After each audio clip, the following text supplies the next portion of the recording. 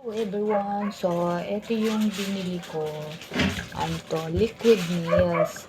Kasi medyo may problem ako dun sa binili kong wallpaper dahil hindi siya madikit kapag wrap yung surface. Talagang matatanggal siya. Ngayon, nakita ko sa Shopee na effective ito pag ginamit mo.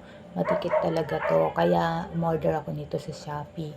And 100 plus nito, nasa 119 yata, ganun. So, nung binili ko siya at ginamit ko, very effective. Pero nung binili ko to, meron pa pala ako magkakaroon pa pala ako ng isang problema. Kasi, eto pala, pag ginamit, kailangan mo ng caulking gun. Yan, ito.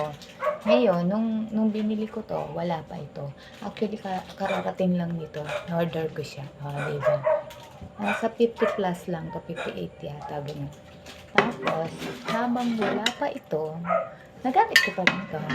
Pero, ang ginawa ko, binuksan ko siya. Yan, binuksan ko siya. Tapos, gumamit ako ng barbecue stick. So, yung barbecue stick, nilusot ko dyan. Tapos, kung wala kayong caulking gun, pwede yun.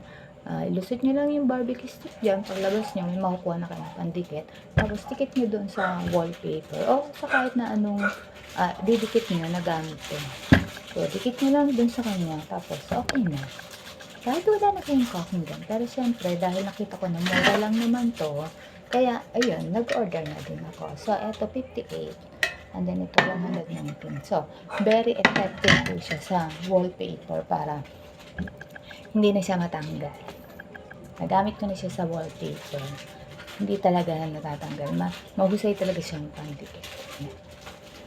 Hindi ko pa siya nagagamit sa iba pa. Pero sabi nila, pwede naman.